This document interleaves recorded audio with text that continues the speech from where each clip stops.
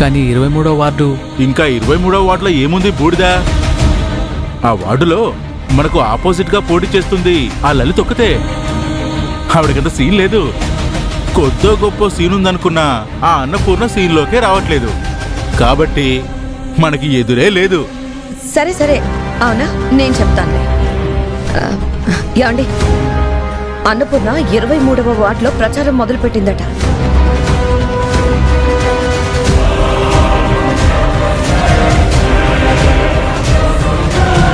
ఏంటయ్యా అంత షాక్ అయ్యారు? అది కాదండి, అన్నపూర్ణ ప్రచారం మొదలుపెట్టింది. మొదలు పెడితే ప్రచారం చేయడానికి ఉన్నది ఒక్కరోజు టైం. ఈ ఒక్క రోజులు ఏం చేస్తుందయ్యా? ఏం చేయగలదని? ఆల్రెడీ మా పార్టీ తరపున జనాలకి ఇవ్వాల్సినవన్నీ ఇచ్చేసాం, పంచాల్సినవన్నీ పనిచేశాం. ఇప్పుడు ఆవిడ వెళ్ళి ఓట్లు వేయమని అడిగితే మాత్రం ఎవరిస్తారు? ఆ అన్నపూర్ణ వెనకాల ఏమాత్రం జనం ఉన్నారేంటి?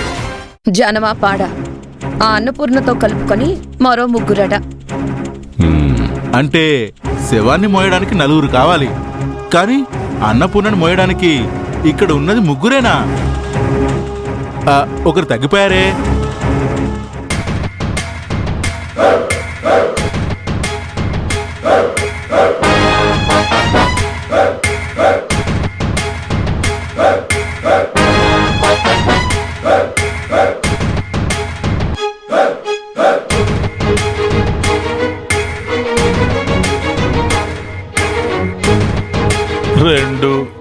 ఈ ఒక్క రోజులో తను చేసేది ఏమీ లేదు.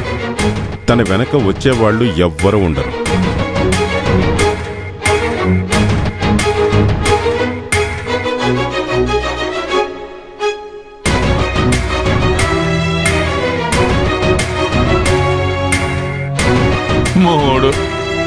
ఈ ఎలక్షన్స్ లో తను ఓడిపోవటం ఖాయం, మన పార్టీ గెలవటం ఖాయం.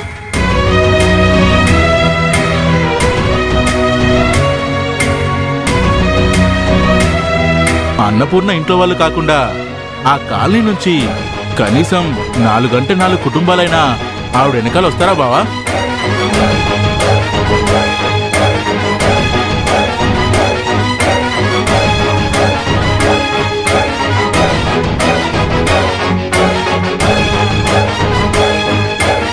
ఈ పాటికే ఆ అన్నపూర్ణకి తను చేసిన మిస్టేక్ ఏంటో అర్థమై ఉంటుంది. వెనక్కి తిరిగి చూసుకుంటే తనకంటూ ఎవ్వరూ లేరని బాధపడుతూ ఉంటుంది.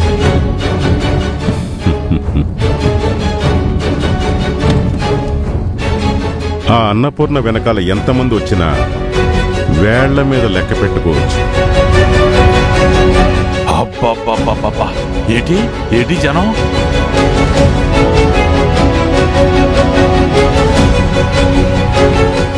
అమ్మమ్మమ్మమ్మమ్మ, ఆఖరి రోజు ప్రచారానికి వస్తేనే అన్నపూర్ణమ్మ చెల్లి వెనకాల ఇంతమంది జనం జాయిన్ అయ్యారంటే ముందు నుంచి ఈవిడ ప్రచారంలో ఉండుంటే లలిత చెల్లమ్మకి జనాలు ఓట్లేయడం కాదు, ఆవిడ పోస్టర్ల మీద గేదెలు పేడేసేవి. లలిత చెల్లమ్మ విషయం పక్కన పెడితే అన్నపూర్ణ చెల్లెమ్మ వెనకాల ఉన్న ఈ ప్రపంచాన్ని చూస్తే మనగడేమైపోతాడో.